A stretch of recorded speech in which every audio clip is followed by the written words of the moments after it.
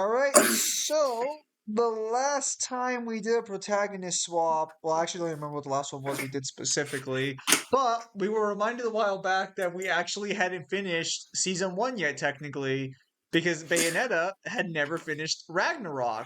We had just got through God of War 4 with her, and we were planning to do Ragnarok relatively after that. We just never got around to it. So, Well, that you're gonna find out in moments why, but yeah, we didn't get around to it. yes, it did not lead to a productive setup. I'm pretty sure we did a protagonist swap after Bayonetta in God of War 4. I just don't remember if that was finishing off DMC. Yes, I think we did. I think we did Kratos in DMC5. When did we do Dante Bayonetta 3? Did we do that one like already by this point or no? No, we definitely did that one. Okay. Well, hang on. Actually, let me check through them real quick. So we have not watched the last protagonist swap for a sort of reference point to work with for this one, but we really don't I have did. to. I did. You did? I did before this video, but So you're it's telling not me, gonna help us. so you're telling me you decided to watch the last protagonist swap, but you did not go check the story of Ragnarok's Spark Notes? Listen. Oh yes, Dante. We did do Dante and Bayo 3. So yeah, it is literally just this last one. So we did. This is the last season. This is the season finale of protagonist swap. Yes, for season 1. Yes. Now, obviously, the biggest challenge arising with Ragnarok is it's a very narratively driven game, but it's narrative driven by Kratos' history, his past, and his relationship with other characters to build onto that narrative. So a lot of Ragnarok's hardest hitting scenes mean absolutely nothing or might not even occur with Bayonetta there. I'm gonna be honest. Most of the major plot elements of Ragnarok are not even occurring because, if you'll remember, how our protagonist swaps work is that the characters in each universe are being swapped into others before their journeys begin. So none of them are experiencing the correct journeys at the correct time. So Kratos never experiences the events of God of War 4 here. Though he is given the uptake of what has happened since then at the end of 4, and he's with Atreus for the next 3 years. But then right before he has his journey, he gets yeeted out and Bayonetta gets put back in his place. So basically, we're doing this like end the loading screen with Kratos sitting on the cave. And he just teleports in like the fucking Terminator. He's just like, no, not again. So like when he gets teleported, he gets sent to 5. And that's what he's doing. So the problem here is that in the previous protagonist swap for Bayonetta, also clarifying again, this is a protagonist swap, so they get all the stats of the characters, all their baseline resistances and stuff, and their dimensionality, but they don't get their intelligence, their fucking physiology, their arsenal, etc. You know the drill. What a full intake. So Bayonetta has this issue where she wants to go fast. In the previous game, or previous protagonist swap, she felt the need to immediately seek out the highest peak in all of Asgard as fast as possible, like any speedrunner would do. As a result of this, she skipped Brock, she skipped Sindri, she technically skipped Freya, though we did argue it was possible that she could have met Freya because they would have potentially cut off Mimir's head and brought them to Freya for her to be resurrected, for him to be resurrected. But it's also possible, based on bazillions, that she could have just defused him from the tree with his whole body intact, and they could have still gone and seen Freya. Either way, they wouldn't have met a lot of contact with certain major characters. So I will, like any protagonist swap, I'm going to create a few contrivances to write them in. We will say that Freya, even though she was not present for this, is basically told sometime during the events of the 3-year time skip between 4 and Ragnarok that Bayonetta killed her son Balder, and she's just been skulking around for a while, wondering where this witch is. And then I guess one of her spells or something locates her, or some, I don't know, she has some informant or something in Midgar that sees, or just happens to be skulking by Atreus' house right when Bayonetta shows up. And then immediately lets Freya know, and the Freya's like, oh, that bitch. I'm gonna kill her. So, they'll have the little scuffle at the beginning, I guess. And Bayonetta's just gonna... just shoot her in self-defense, and Freya's entire storyline just ends there. No, but so she's gonna attack her, and she's gonna recognize Freya. She's just gonna be like, why are you attacking me? It's like, because you killed my son. It's like, your son? It's like, yeah, Balder. It's like, oh, that guy. Man, that was so long ago. Yeah, oh boy. I did kill that guy. Bullet to the face.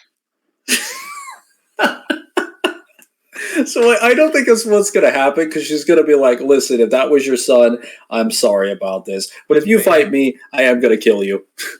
I feel like the problem is that Freya's not going to listen to reason. She's going to try and like, she might survive, but it's going to be like... No, so what... I think Bayonetta's just going to knock her ass out. She's just going to, like, fucking launch her across the room, because there's no reason. No. Bayonetta's just going to go bats within the second she tries to stab her chest and just fall off the sled. There are, like, vastly so many options Bayonetta can do to avoid Freya's assault with the greatest of ease. I don't think it makes sense for her to kill Freya in character, because she doesn't have any problems with Freya, and Freya's not really a threat to her. Bayonetta consistently fucking, like, kill people throughout her story. Like, she doesn't kill them, but that's what most people... She does, but keep in mind, like, this isn't the first time... This isn't the first time she's been accused of killing someone by a loved one. Luca basically did the same thing with her father. Yeah, but Luca wasn't going around with a knife trying to shank her. Dude, if Luca could, he would have. Luca does not attempt to freaking shoot her or anything. He doesn't do anything to her. He just wants to find out the truth. That's what he says. He never once does anything physically aggressive against her. Do you think Bayonetta would have killed him? I think she would have shot him. Where? Where? I feel like even if you're right and you say that Bayonetta wouldn't have done that, that's because Luca poses no threat to her. In this scenario, Freya stabbing her would cause problems for her. Like, you're assuming she's gonna even be able to hit her. She'll just probably knock her out or something. I'm gonna say shot in the knee, and Freya's just on the ground doing the Family Guy. Okay, that would be kind of funny, honestly. Point is, we get the first fight. Bayonetta relatively easily quote unquote fight. What? Quote unquote fight. The first quote unquote encounter with this crazy bitch. Bayonetta either evades her or just shoots her in the knee or leg, and just like she just stays behind, because God's healing factor in this game are dog shit unless your name is Zeus. And then they make it through the barrier, which we'll just say Bayonetta can go through because she's replacing Kratos. They make it back inside, and they casually mind their own business in the ward area until... and then until they don't, when the Aesir decide, hey, we're gonna show up outside your house. Well, I was just gonna ask you, does the bear fight happen first, or does the Thor fight happen first? I think the bear fight technically, well, it either happens after or before, but that doesn't matter, because that's not going to happen with Atreus here, because that happens because he freaks out and gets emotional, but he has nothing to get emotional about. Well, no, remember that Fenric died. Like, his wolf died. That's what got him emotional in the first place. I think Fenrir is probably not going to be dead yet, because they go on a long, like, wolf hike. In this scenario, Freya's going to be showing up immediately because you do have like an intro sequence where you're driving around or you're riding around in the sled with the other wolves, and you basically travel around the entire like forest, and then you come back. And it feeds the So, lollipop when we move on with our day. you Okay, know, so then we're gonna say the wolf does not die like right away. Then, so we're just gonna no, go. it hasn't died at that moment, so we'll say it happens later or whatever. Alright. So then we But have Thor yeah, showing up. yeah. So Odin's just gonna be like, listen, we need to talk. You killed Balder 3 years ago, quite easily, in fact. So It was I like, super easily, with the greatest of ease, apparently. and I didn't even find out for like a whole day, apparently, for some reason. Really weird, but that's okay. The point is, you can't do that anymore. You can't kill gods anymore, so stop doing that. I'm trying to remember what does he even propose to Kratos other than like a ceasefire. Oh yeah, that's right. He tells Atreus to stop looking for Tyr, right? Yes, so what he basically says is, I'm fine leaving you alone, but your son needs to stop going out and looking for things that shouldn't be concerning him. Oh, and then Bayonetta's gonna be like, wait a minute, No, what's he talking about? it's like, you, boy, that feels natural for some reason. Tell me what's going on.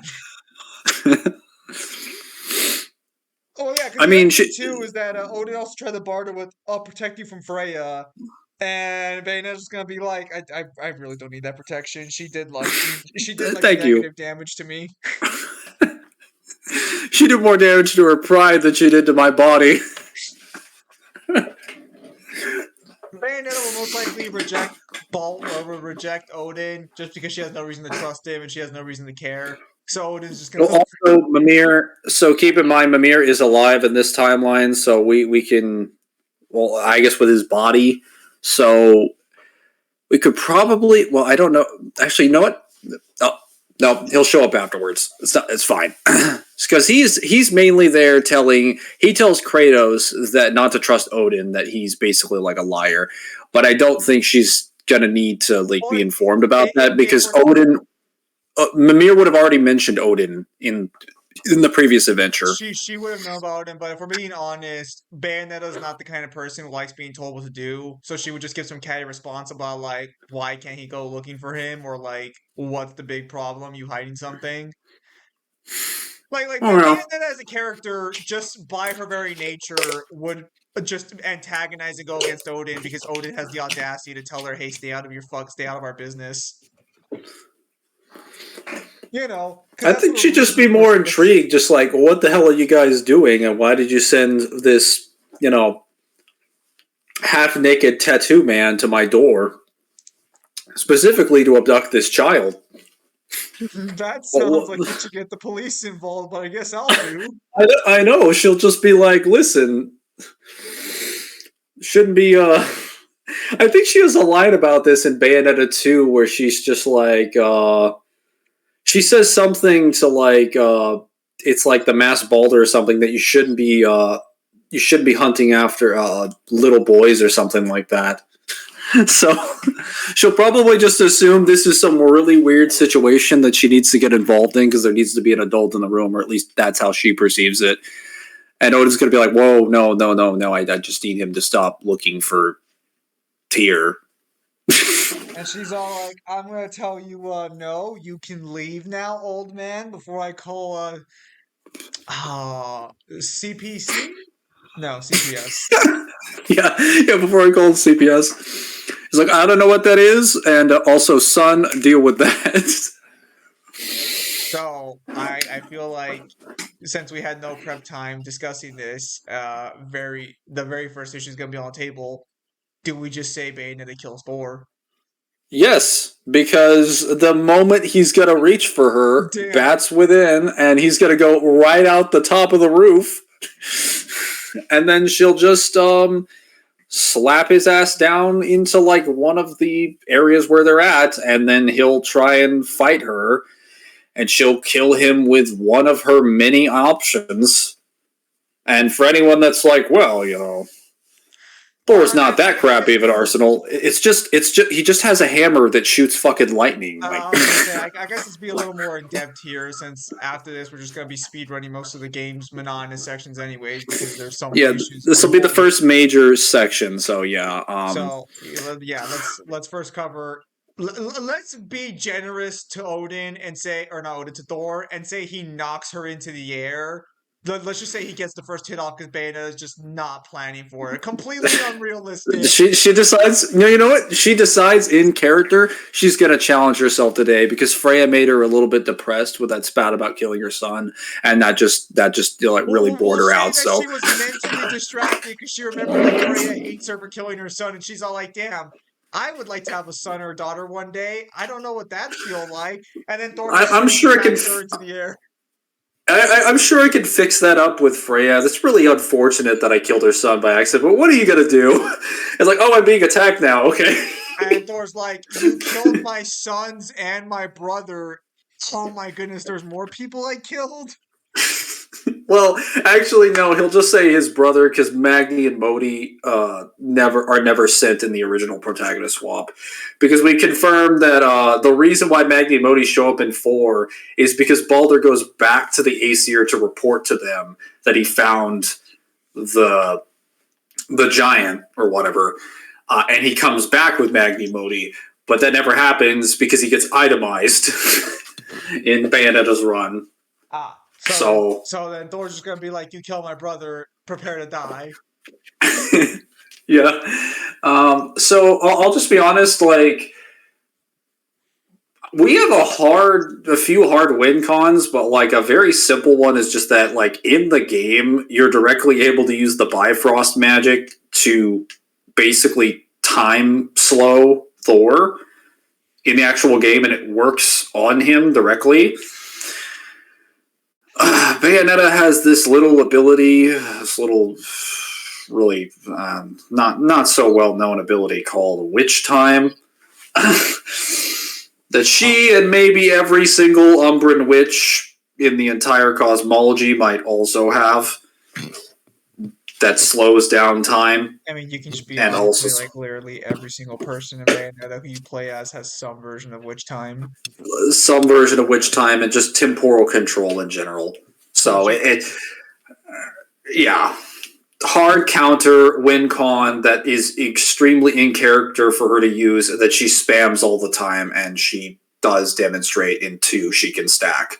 She literally just dodges the attack, or just activates Witch Time naturally, just kills Thor by shooting him or stabbing him with literally any weapon at her disposal, and then she takes Thor's hammer, throws it away because it's not worth her time, and then moves forward because she has better lightning weapons in her own arsenal. She does, and then when she gets back to the house, we're gonna assume Odin had the smart sense and decency to talk to, I guess. You know, even funnier is that he's in the middle of the conversation with Atreus. He's giving him a lecture, and then Bayonetta gets back and he's like, "Oh, that was fast! Like, you got back here way too quickly. Where's my son?" And she just throws the bloody hammer on his feet. There he is. Yeah, let's just say he was a lot slower than you might have expected. I mean, the fact of the matter is that in God of War in particular, the gods' healing factors are not all that impressive. And to top it off, they kind of demonstrate that if you lose certain portions of like your soul and stuff, they would just die relatively easily, or if not, they'd be significantly handicapped. You can just kill them with dismemberment and stuff. So yeah, there's so many weapons in Bayonetta's arsenal that could deal with Thor with relative ease, especially with like death manipulation. I think there was a poison one that literally gives you like insta-death poison. Things like that. It's not insta-death, but it is poison, and poison should be able to work on him because he's literally, he still has that freaking scar in his belly for the entire game from the Leviathan axe, which does contain the poison from, what's it called? It contains the poison from the world serpents. So he is susceptible to poison. Is that Hold the on, like, argument we make now that the Leviathan Axe slowed down his healing factor because of the poison? Is that what we've been reduced to? I mean, God, would it even matter? Yeah, so Yeah, unfortunately, Bayonetta had like an actual moveset of powers, so Thor just ultimately dies relatively easily. His moveset's very basic. At best, he could like hit her once or twice, and that's being generous with Bats Within. Like and everything else. literally just being incredibly generous with all of her like So maneuverability options. the only thing that you can say is that because she'd be in for Kratos' position, she'd technically be a little bit weaker than Thor, Yeah, but but she not wouldn't be that. like it wouldn't matter because all of her weapons don't require her to be stronger than you for them to be used. Like their effectiveness is consistently useful regardless of how strong her opponent is. Yes. So not a very good position for her. Yeah, so she's just gonna come back, throw the hammer on the table, and Odin's gonna be like, "Well, that's an interesting conversation. Anyway, take this card, bye, and then just teleport out with the ravens." Because Odin knows how to make an exit. And I guess they're just gonna discuss what to do because now the house has a giant hole in it. And we'll say that Mimir is going to show up after this, shortly afterwards, and realize that they're basically being hunted again by the Aesir, and they probably need a place to stay because there's a hole in the house. And he will offer to invite his two dwarven friends that he's been meeting with over the last 3 years, Brock and Sindri. And see if they have anything they can spruce up. And he'll just tell them, like, yeah, this woman defeated like 2 Aesir, and she's got them on the back foot. And they'll be like, oh, you're telling those Aesir to go fuck themselves? Oh, we can put you up for board for free. Because Brock does seem to appreciate anyone who puts the foot up Odin's ass. So I'd imagine they'd be more than gracious to help someone, especially if they keep planning on doing that, which Bayonetta will. Not really by her own So choice, just so they won't leave her alone. yeah, they just won't leave her alone. That's just how things turn out. So they're going to end up in the Yggdrasil area in the realm between realms, in that house that you're in, basically your main hub and your main base of operations for like most of the game.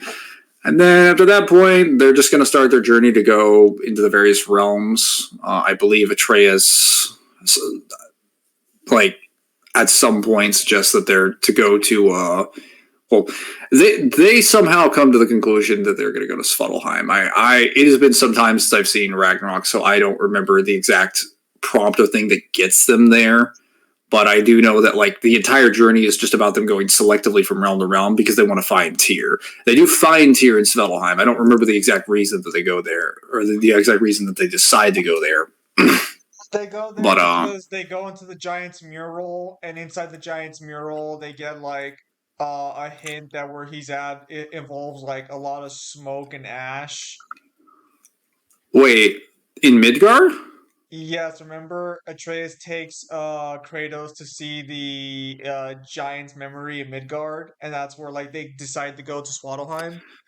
Is that during Ragnarok or is that during 4? That is during Ragnarok. Kratos gets upset, and Atreus is like, "Let me show you what I've been doing," and that is why Oh, that. okay. Yeah, she could just take him there, and she could just be like, "Oh yeah, okay. Well, we'll rest up at the house first, or get some equipment or whatever, and then yeah, we'll head to Svartalfheim. I just need a visual, and then they'll do that, and then Bayonetta will resume her speed running powers of jumping across the entire fucking realm until they find where Tyr is, Yes, because she would not have to wait around for a slow as fuck train or a bunch of or a these fucking boat. areas to climb upwards. She would just fly or jump up. I'm gonna be honest. I don't think Odin's. I don't know if Odin's gonna be there Because she's probably going to get there before he gets there No, with how fast she moves. I think Odin will probably be there in time. I just have to question whether or not Odin would even attempt the trick of Tyr this time Yeah, around. I was going to Because say, Thor's because after dead. Thor's died, like, Yeah. he's lost his main enforcer. And this is So, I'm pretty sure Odin. I gotta be honest. I think in character, Odin would probably set up a trap to try and kill her at this point. yeah, I agree too. He'd probably also try to put Magdi and Modi and Heimdall on standby because they're like the only people around that can help him. And To, whatever Valkyries or forces he has. to be fair, in this setup, they would all probably be a lot more loyal to Odin because Thor got killed almost immediately. Yes, dude, they would be extremely loyal to him because he could just go back there and feed them the biggest bullshit like, your father died valiantly trying to protect my life. Just like, don't you understand what he gave up for me? I will give up so much for you two, and we need to kill that bitch. And to be fair, he'd probably just give them the hammer because Bayonetta's probably not He, gonna hold on to it. So he'd probably be like, okay, one of you guys yeah, now pick up the hammer. pick up the hammer, and I say this the name Thor. Just some Shazam shit. So then, in this scenario, I think Odin would probably set up an illusion that Tyr is there, and right when Bayonetta goes in, Magni and Modi are just gonna jump her. Yeah, and they're gonna do the smoke cloud thing that they did from 4. And let me just say that's not going to end very well for them because which time or Or the modern literally invention anything of a gun. or purgatory sniping, which she can do. She could just like jump out of the current universe into another universe and be like, oh, okay, so where are they in the room? Oh, they're over there. Bam. Atreus is going to be very confused why they just died mysteriously and why she disappeared, and then he'll be like, oh, all done. Bruh. So Magni and Modi will probably die as a result of their encounter with Bayonetta, or maybe she'll let them live because they're too weak and she's not even gonna bother killing them. Also, because they're bloodlusted about her killing her father, and she's just going to be like, man, at this point, I'm going to wipe out your entire family tree. Just leave. She'd probably incapacitate them. I think one of them might die just because they probably won't stop trying to fight her. But like, I think she'd probably just incapacitate the other one, just knock them out. I don't think Bayonetta is all about killing people's entire families if she doesn't have to. She is somewhat sympathetic to that, but she will kill you if you keep coming at her over and over again. Eventually, she'll just put a bullet in your head. Which I'm sure Freya learned the hard way. Freya's was still, killing her wounds. Freya's still like, man, I used to be like you, but then I took a bullet to the knee. So, after Bayonetta's successful defense of herself again, we'll probably just get to the point where Bayonetta will just move on to the next location. Because in this run, even if you. Well, actually, can't Bayonetta see through illusions, or am I wrong there? with the left eye, yes. So then we could just argue that Tyr's like fucking or Odin's illusion of Tyr wouldn't even work on Bayonetta, so he would never be able to play that trick on her. Is he still going to be in the room in this scenario? No, I'm just saying that if someone asks, like, well, what if Odin, still decided to play, like, this hand and try and beat Tyr, Bayonetta would probably just realize that it's still Odin because she can see through illusions. Yeah, so that's not going to end well.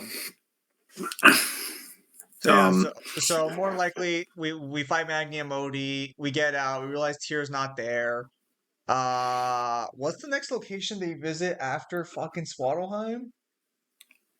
Well, I believe it's definitely not Alfheim. It's either like Vanaheim or one of the other ones. Honestly, it doesn't technically really matter at this point because if they don't have Tyr, that kind of stops a little bit of their journey for a while. Because like Tyr is supposedly supposed to give them the rest of the information. Well, actually, hang on. Well, what would we just No, assume?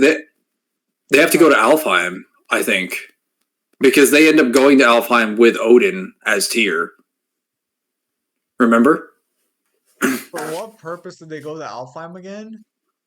I do not remember. Because I was gonna say, But like, it there's the whole mask storyline, but like, I'm gonna be honest. After these 2 assassination attempts, Bayonetta probably just asked Atreus, "Hey, where do they keep coming from?" And he's gonna be like, "Well, they're from Asgard. Okay, I'll be right back." no. I was gonna say like, wait, they're from Asgard. And also, Odin tried to invite me there. He's like, he tried to do what? Like, yeah, he's gonna take me there. It's like, okay, yeah, no, let me fix this really quickly. Do you have a picture of Asgard? Does anybody have a picture of Asgard?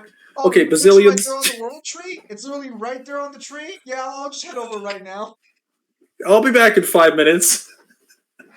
I think after this funnel, I'm sorry. I think after the Smuddleheim situation, she's gonna be like, "All right, I have enough of these entire family branches trying to kill me. I'm gonna pull this out by the root. I'm tired of this bullshit. Like, where are they?" Yeah, because I was gonna say, like, there's a whole story we gotta get through, but half of that story only exists because of Kratos' fucking issues with Atreus, and the other half of it is because Kratos has no options to get to them faster.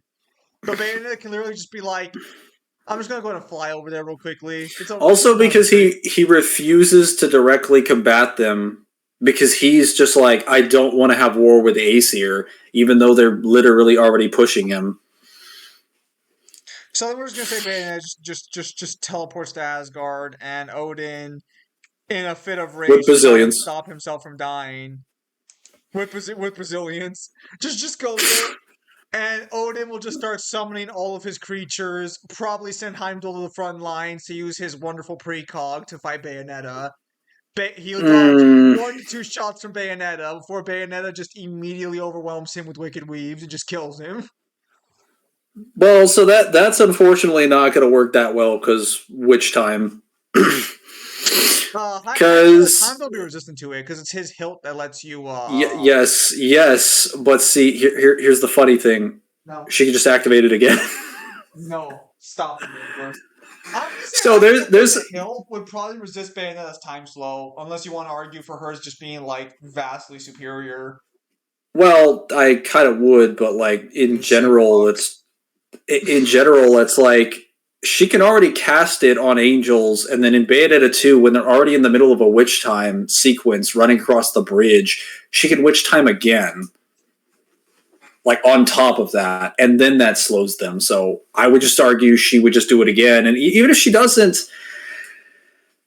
I think like the whole like I can read what's in your mind, so I'm going to be able to predict what you could do. It's like, okay, I mean, that's great, but like apparently all you really need to do to stop his crap is that you just have to distort his senses. So I would imagine that summoning a demon or shooting a million projectiles into the air probably is going to catch all of his attention. That, and even if you could read my intent and my person, that doesn't really matter if you don't have the ability to dodge an attack that covers the entire area. Which I'm pretty sure Bayonetta has enough AoE attacks to cover everything. Yeah, like literally one Wicked Weave combo covers the entire arena he fought Kratos in. Yes, and most of his abilities are just dashes, which are pretty good if you're doing a melee fight with your bare hands. She does melee fights with hands that stick out of interdimensional portals that can appear anywhere at any time. Also, I would just say that, like, she could just purgatory snipe him. I don't think he's going to be able to read her intent while she's in another universe. Even if he could, like, so Heimdall's ability is not reading your mind. It's just reading the intent of your actions. So the problem here specifically is that he has no idea what Bayonetta can do, and literally just one thing catches him off guard, and he's already finished. Like, what if her intent is, I'm going to hit you with a wicked weave? What's that going to be perceived as by him? He's just going to be sitting there like, what the fuck is a wicked weave? She keeps using that word over and over again, but I don't know what that's supposed to mean. What is bats within? What does this mean? Heimdall doing his best to try and understand why he's no longer a boss. How can there be such a difference between us? Yeah, so Heimdall just gets killed relatively quickly because unfortunately most of these God of War characters do not have a good enough kit to keep up with someone like Bayonetta. Yeah, he was literally choked to death by Kratos. He died due to, being strangled. So I think anything from Bazillions or her guns or any of her swords or Chernobog or literally any of her demons is going to be more than enough. So Bayonetta continues fighting through Odin's army of the undead, dealing with everybody in her path until she gets to the wall, which she just flies over. She just, honestly, why doesn't she just fly over all of them? She could just witch time and then run past them all, and then I guess she gets to Odin with, like, maybe Magni or Modi if one of them is alive.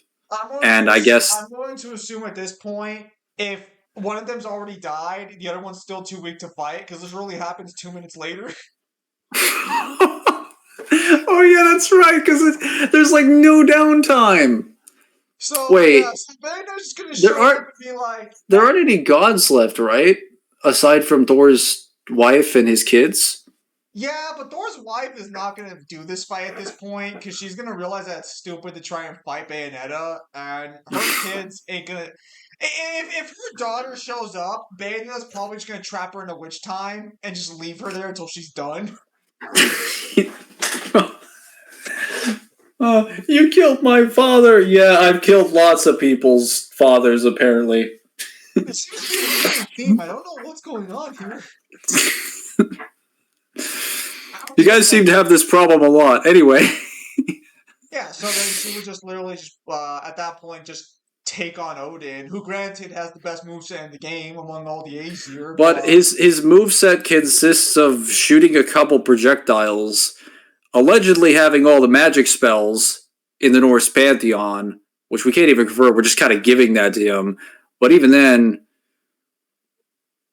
what difference does that even make here? Like, she has better zoning, better flight, actual defensive capabilities. I just realized Ragnarok never even comes to be. Well, so they could probably, funny enough, I think they could probably still go and determine, like, Ragnarok later, because they're still under the impression that Ragnarok is going to decide the fate of all the realms. But, like, I think they're under the impression that Ragnarok is going to bring about the destruction of the realms before they see the the prophecies, I think, in either Svartalfheim. I'm pretty sure it's either Svartalfheim or it's Alfheim. Pretty sure it's Svartalfheim. Okay, so then Bayonetta fights Odin, kills Odin relatively easily because Odin's moveset is fucking dog shit in comparison again to anything in Bayonetta's verse for the most part. Bayonetta goes back to Atreus and is like, they shouldn't be bothering us anymore. Let's go find this other guy. Yeah, we could just meets with them again, and Freya's just 100% chill now that Odin is dead. Like, oh, you killed Odin? Like, yeah, he was constantly chasing us, fucking up people's lives. So I just decided to put a bullet in his head, and apparently all the other gods that stood in my way. Didn't really take me that long. I don't know why people didn't just go to Asgard to begin with.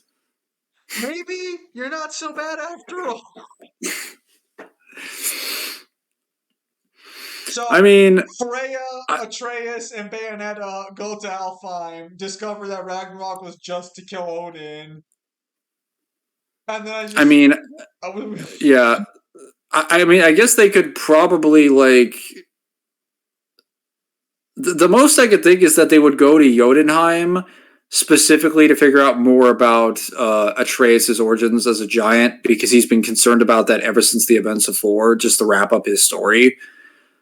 and I guess he would still have the scenes with Agrabota, but it would just happen at the very end of the game. So the events of God of War Ragnarok happen, they just happen in the wrong order, and half the game is skipped. They never go to Vanaheim. They never meet Surtur. Surtur's just chilling. Yeah, they wouldn't go to Vanaheim for the purpose of this game, but afterwards, Kratos would probably just help her. Now that Odin's dead, and there's nothing to fear from just helping his friend out because he'd probably be friends with her anyways. No, Kratos, you misunderstand. At the end of this scenario, she'd be BFR'd out, and Kratos would be BFR'd back in, and then everyone would have to fill him in on what just happened. Yes, and he would be like, "Oh, okay." That Freya still needs you to go rip out the roots to let her leave. Oh yeah, you have to. Well, they could just. She could just have Bayo do that. Over the entirety of the forest to get to the location, kills fucking Needhog with the greatest of ease. Probably does a little bit of side quests to put the stags back. Maybe fucking go save, not Fenrir, but maybe go fucking save the wolf, Skull and Hottie. Maybe go give them back to the moon. Yeah, so I guess we're just doing the events of Ragnarok in the wrong order. Oh yeah, also I forgot to mention this. The Valkyries break out because they're supposed to be bound by magical seals. Well, Fimbulventer has happened, which means most magical items have kind of eroded and been corrupted or corroded. So I think they would technically be let out by this point. They aren't already. So I guess, like, if Bayonetta is told to deal with those, she can go round up the rest of the Valkyries and free them from their state of madness. But like, yeah, that's pretty much it. The game ends with significantly less casualties on the part of all of the innocent people in Midgard and the rest of the 9 realms. It's mostly just the Asgard that takes consistent L's. Well, I mean, they're the ones who just can't mind their own business. Yeah.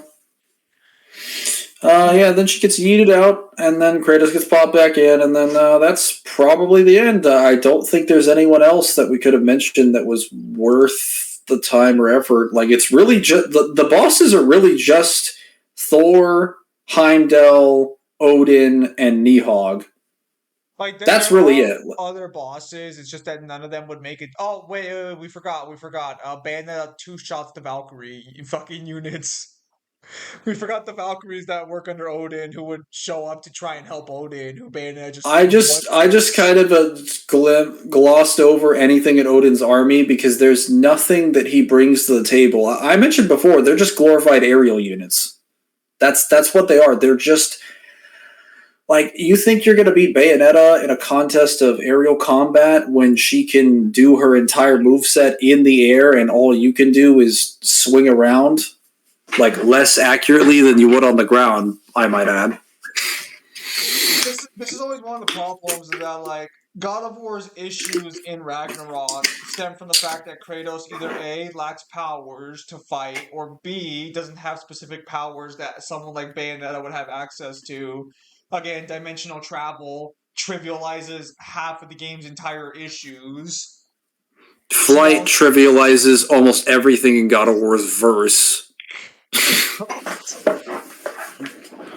Like, if you ever wonder why Zeus is the king of the Greek pantheon, it's because he can fucking fly. He can go wherever he wants. In a pantheon where the major hub of events is at the top of a mountain. They could not have been more clear about who was top dog. It really doesn't help that, like, Odin, despite having all these powers, would probably have a worse time fighting Bayonetta than Zeus would, and Zeus had already a bad enough time. Yeah, because he's a mage. He's not like a direct brawler the way that Zeus does. He doesn't specialize in that kind of combat. If at all. Thor's just, like, well, not... Thor just suffers from an even worse problem. Again, he's just a worse Zeus in this particular situation. A worse Zeus that does not resist time stop. again, going back to the idea of like Ragnarok, a lot of Ragnarok's most important moments, like what's his face being stabbed, Brock being stabbed and killed. Brock never dies. Yeah. Yeah, Brock would never die. The spears never build. So literally, it's a happy ending for Brock and fucking. So yeah, Sindri never gets upset. Bayonetta I never mean, goes to talk to the Fates, where she would just shoot them in the head for being fucking.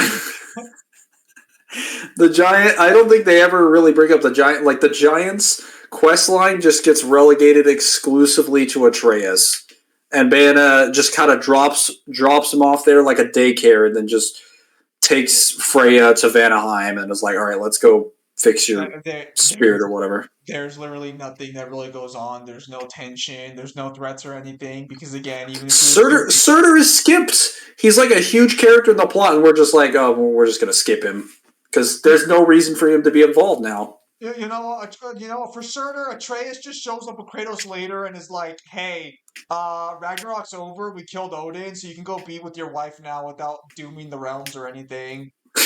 And we literally, hey, thanks. Looks like someone grinded out the good karma ending. it is literally just when you have a character who has as much of a broken moveset as Bayonetta and broken abilities like Bayonetta Bazillions to just dimensionally travel, there is significantly less bad things to happen because there's significantly less chance of anything really going badly for her. I kind of like the idea of Odin just like the entire game just having like a fit because all of his forces are getting deleted. It's like, but you guys hit her once! God damn it.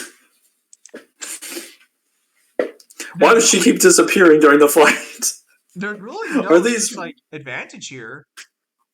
No. I think we established in the Greek Pantheon games that God of War 3 didn't even happen because during the events of God of War 2, I think all the gods literally showed up to fight her, if I recall correctly, for a specific reason. And she killed like all of them, if I'm not mistaken. I do not remember. I think we said that she probably would have killed Zeus in their first encounter, but we played it off like she just randomly just gets dragged down before she can kill Zeus. But then so if I recall, we specifically talked about her fighting all of them because she killed Zeus, and the rest of them took that as an act of war, and they came down there to challenge her. You're right. I remember now. And then she killed them all. So to be clear for a minute, the Greek pantheon would have put up more of a threat than the Norse one, and they did like and in Thor's case, Thor's statement about this is a god who murdered an entire pantheon because it hurt his feelings. Yeah, imagine that, except Kratos had to fight them all at the same time. There was no scenario where the Norse were going to do better. Thor hesitates before he hits Bayonetta, so he grabs a swig of his mead, drinks it all down, and then starts the fight. Just the lightest bit of hesitation, realizing this is not going to end very well. Yeah, no. Again, part of the reason like Ragnarok goes on for as long as it does is just because of side plots that would either not happen to Bayonetta or because Kratos doesn't have the ability to just bypass them. Or other like side quests, honestly. Even if the Tyr subplot happens, and let's say we do follow Tyr's story as Bayonetta, the second Odin outs himself as Odin, she's just gonna kill him immediately. Yeah, he is she'll be like, I'm in a hostage situation. Just let me get the. If I recall correctly, he's holding. Who's he holding hostage after he stabs Brock? He's holding Atreus hostage, I think, or Freya. Yeah, that's not gonna fly with Bayo. You could just argue she's grown attached to him after God of War 4. She's just to be like, yeah, no, none of this bullshit. You're dead now. Which time? No, like you're gone.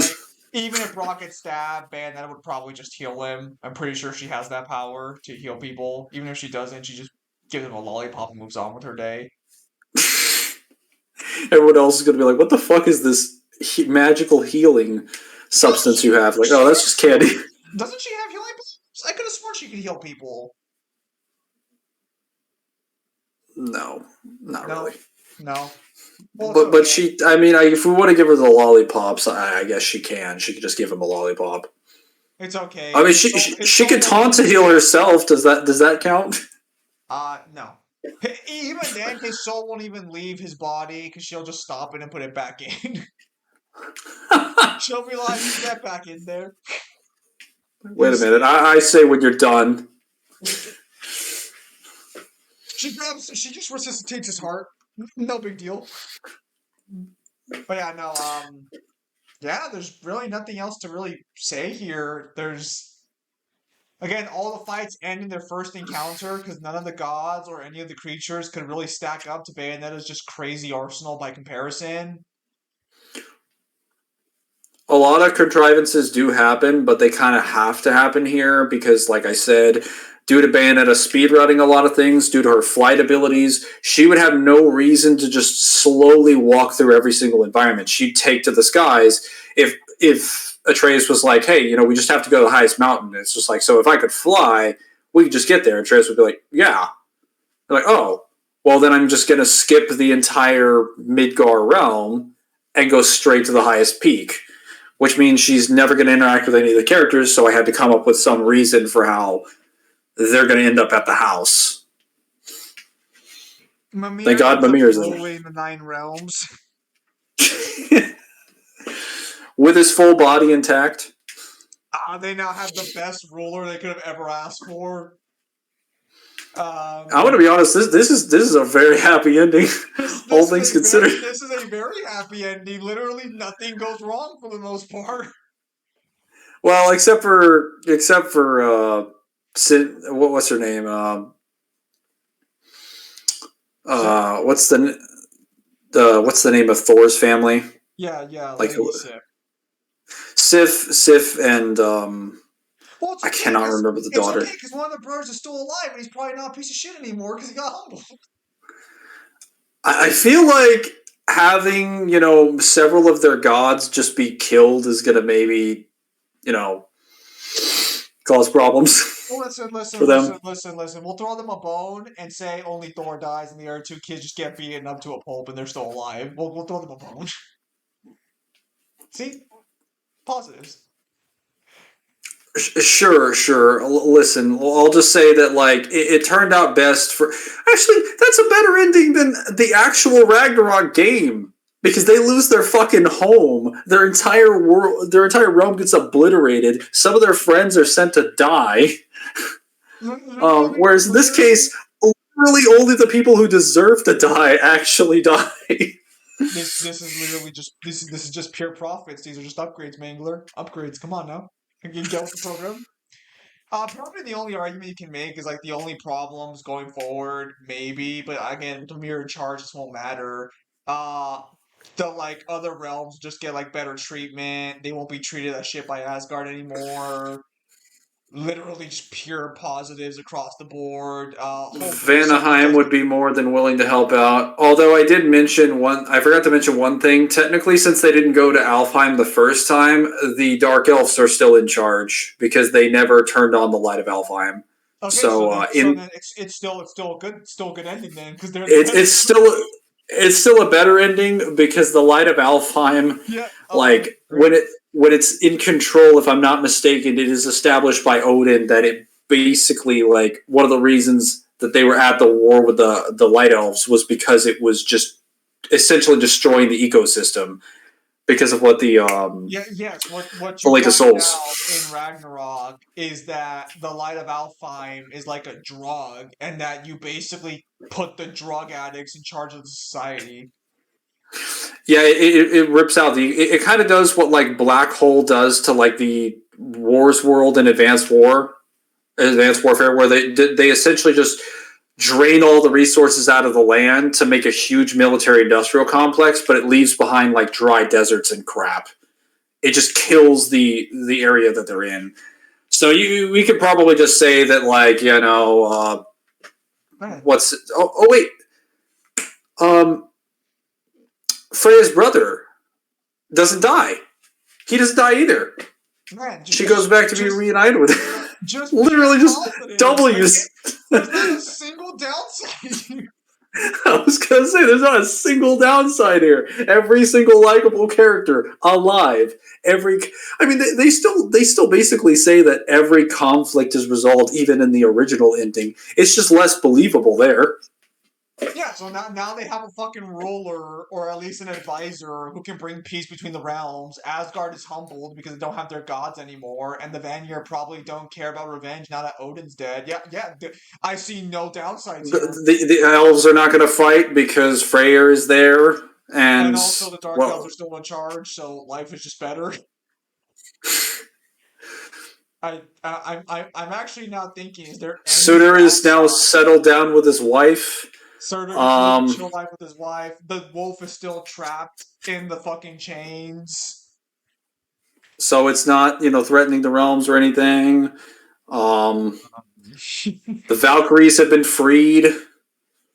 Oh yeah, there are those warlords who ransacked Mimir's home. I guess they're still there, but they don't really do anything. They just kind of stay in their fucking swords. Yeah, well, honestly, I mean, I'm I trying to guess the think only what. problem would be like the Nords are still around fooling people, but like Mimir could just be You know like what? I just want to side believe. quest, and Bayonetta shows up there and just puts a bullet in their head. Yes, I was gonna mention this earlier when we went off on the tangent, but like maybe someone will just do God's work and just kill the Nords. You know what? You know what?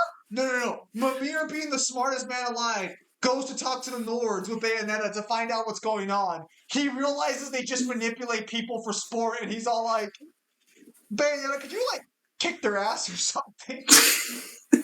And just like, oh, You of kick them course. out of my realm?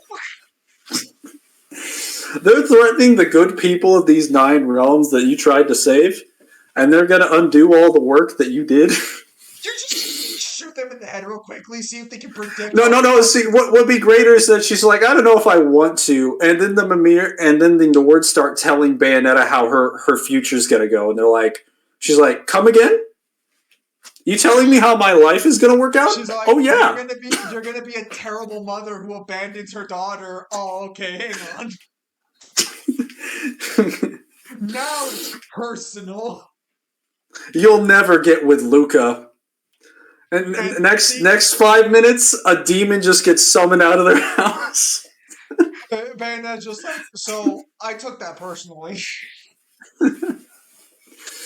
Uh, Realistically speaking, this is literally the best ending for Ragnarok imaginable. As long as we make ssure the Nords are dead, this is literally just pure 100% profit. this is the best timeline. This is the best timeline by far. Sorry Thor had to die, but it's probably for the best. He was an alcoholic. He died for the greater good, apparently, because everybody else was happy. The mask. I don't know. Maybe Atreus uses it. Maybe he realizes he doesn't need to. Maybe no one even finds out about the mask. No one even finds out about the mask because Odin dies and never tells anyone about it. No. Mimir knows about the mask, but he's just like, yeah, I don't need this because I'm the smartest man alive, and I know it's caused nothing but trouble. So we're just gonna like not worry about it. I'm not even gonna tell anyone about it. I'm just gonna leave it on my desk because I'm not stupid and I'm gonna tell people about it. Yeah, that's probably for the best, honestly. Yeah, because like fucking at that point, the best kept secrets are just the ones that are out in the open. No one's gonna bother. Like he can just lie about the mask later. His Well, actually, no, he can't because he was still charmed by Odin.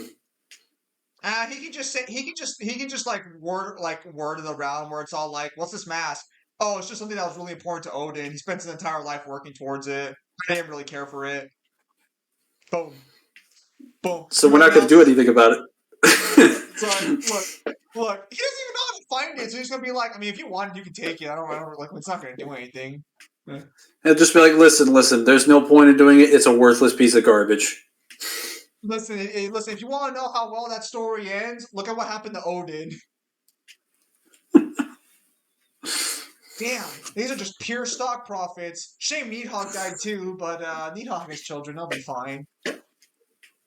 I mean, I think Ratatoskr confirms that even if Nihog dies, he can sort of teach her kids to He's learn. just upset Needhog dies in general. Actually, wait. Odin's dead by the time we go to Freya. Does Needhog even show up? No, Nihawk does because when you go to free Freya's warrior spirit, it's trapped in the branches of the Yggdrasil, which Odin bound there because he specifically wanted you to kill Nihawk. What if Bayonetta Because just what if when you Bayonetta cut the sends him branches, back through a portal? He comes out through a portal and she just sends him back.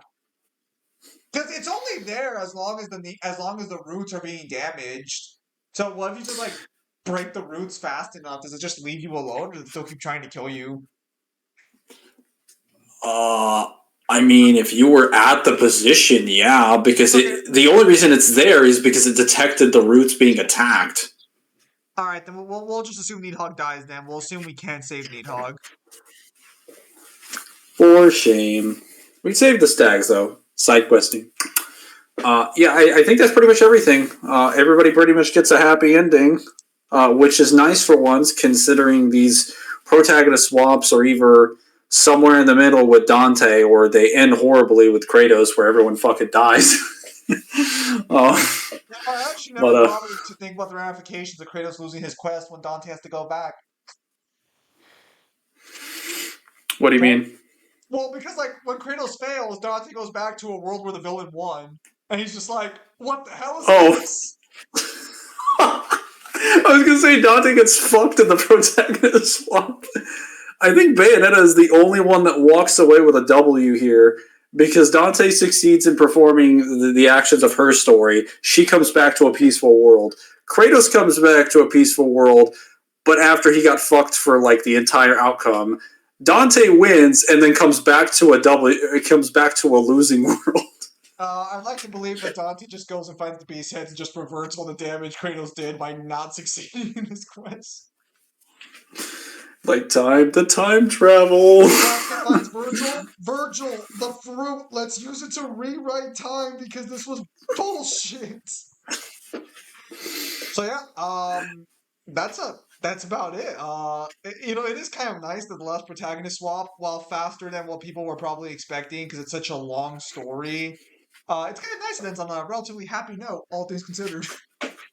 How long was that actually? We're currently at hour and 2 minutes, so this was not very long at all. Oh, to be fair, this is kind of what we average for Actually, protagonist swaps because a lot for of a times. Bayonetta one, this is very long, actually. Yes, but that's because we spent like the last 20 minutes discussing the ramifications of how easily Bayonetta clearing Ragnarok actually works. I think we were just enjoying the high note that is the good karma ending of this scenario. This is the good karma ending. If I had editing skills, I'd put the Fallout ending soundtrack on and we'd start talking about what. Yeah, there's just a fucking slideshow and you just see the characters. Fuck, that'd be funny. But yeah, no, yeah, that's about it. Bayonetta's done with that, and that ends our season 1 of the protagonist swaps. I have no idea who'd be in season 2, if we would stick with hack and slash, or if we'd move to other types of characters, or if we'll try and just finish. Because like, how many hack and slash characters are even left at this point, realistically speaking? Just the ones in Darksiders, Ninja Gaiden, Castlevania Lords of Shadow, Metal Gear Rising, and Dante's Inferno, and the DMC reboot. So there are 2 pets of 3. Wait, we have. Are we going to count Ozra from Ozra's Rats and Hack and Slash or not? No, it's more of like a storm game, unfortunately. I wanted to count it, but it plays like an Ultimate Ninja Storm game. Comment section, and if you guys make it this far when you watch this, you let us know if Ozra's Rat counts the fucking hack and slash or not. Vote. Okay, well, fuck. I think we just do Dante. And I think having this extra little bit at the end is fine because, like, this is gonna be the last one we're gonna do probably for a bit of time because we have to research some of those games. I think Dante's just gonna be a special, and that's for both of them. I think we just do a special where we just like cross over Dante from Dante's Inferno and Dante from the reboot. I think we just get those out of the way because they're only one game. Well, no, we can. You know what we can do is that we can swap them. We want to do all 3 of them. I'll do all 3 of them. Metal Gear Rising, Dante's Inferno, and the DMC reboot. Right, yeah, no, we swapped them all because they're all actually around a similar level of power. like Me in when I tier. bring up uni multiversal DMC reboot. Okay, so the point is that they're all hack and slashes. They all only have one game, and they're kind of closely knit in that game. So So we could just swap them all, actually, so I was and it gonna wouldn't say, be that difficult to research do them. well, actually, yeah, because we know the story of Revengeance and I do as Dante's well. Inferno. I think is the only one I have to brush up on. I have to wait until I get my new controller, but that can happen in under 2 weeks. I'll just have to play through it again, but I have beaten it twice at this point. We could probably DSC Reboot I played so many times. we could probably just do a quick like we could probably just like literally swap them into each other's games really easily and probably in one episode of each of them because Dante's Inferno Dude, is not it's one that's gonna be long. honestly, the funniest part is going to be figuring out which world are we going to be putting Raiden in. Because everyone else is going to be so in. Well, actually, no. Dante from Dante's Inferno was like out of place as fuck in Modern I Revengeance. I Just shows up in the middle of modern world, and they're just shooting around with guns, just like well what? they What have in the the good TV Lord's name swap is this? into. So do we just do we just do like one round where in each game for them? Because the reason we did this, so the reason we're not doing another round of these characters in their own respective games and the other ones is because Bayonetta and Dante basically get the same answer in God of War regardless. Kratos might do slightly better in Bayonetta, but he'd still lose to most characters in general. We kind of know how those outcomes are. I don't think it would be fair to take like we do these kind of in like trios where we swap them around, and as soon as we do them like that, unless it's like super interesting, unless it's a game that's designed with multiple ending outcomes, I don't think we should be swapping like the same set of characters through the same All world. right then. So then we're just gonna have a fun time deciding what hell Dante gets put in outside the one he's normally in. What hell both of them get put in. It's gonna that's Featuring Raiden. I think Raiden for sure. Well, no, Raiden's like supernatural for sure. I think the best I think the best case scenario is put Dante Alighieri in fucking Metal Gear Rising. Dude, that would be so much funnier to put him in there. To put I think we should put Dante from the DMC reboot in Dante's Inferno, because that'd be fitting. We should put Dante from Dante's Inferno in Metal Gear Rising, and we should put Raiden in the reboot. Oh I'll be god, honest. this is gonna look so stupid. That sounds great, but I'm just gonna be honest right now. I think as a special, I'm gonna want to do Raiden in Dante's Inferno too, just to see what that situation looks like once it's all said and done. But yeah, no, all right. So yeah, that'll be about it for season one of the protagonist swaps. While we are talking about what characters to put in where, it is the end of the year. I do have college work. I'm sure Mangler's also busy. So I would not expect another protagonist swap till maybe near the end of December, if we even get one in this year. If I can get through Dante's Inferno again and play through the entire game, which I think I will, uh, we'll be able to do it because I played the reboot more than enough times. I have all the extended material.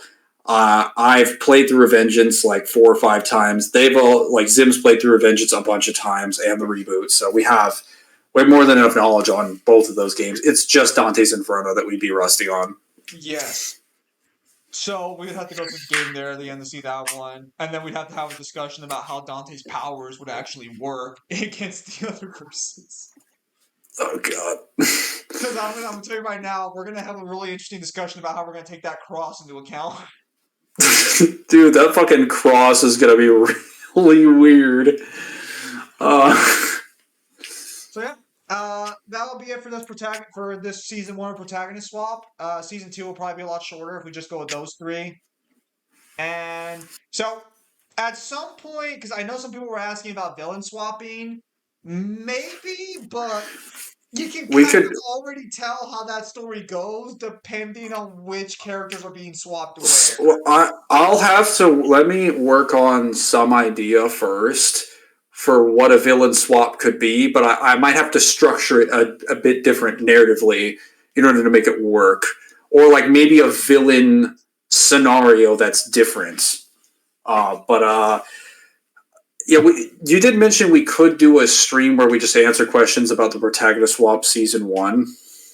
I think you mentioned that early on. Yes, yes. I said that like we'd have sort of like a little bit of a post-show Protagonist Swap Season 1 at some point, just to like talk about things that went behind the scenes and stuff. Do you want to do that in the next few weeks or December or something?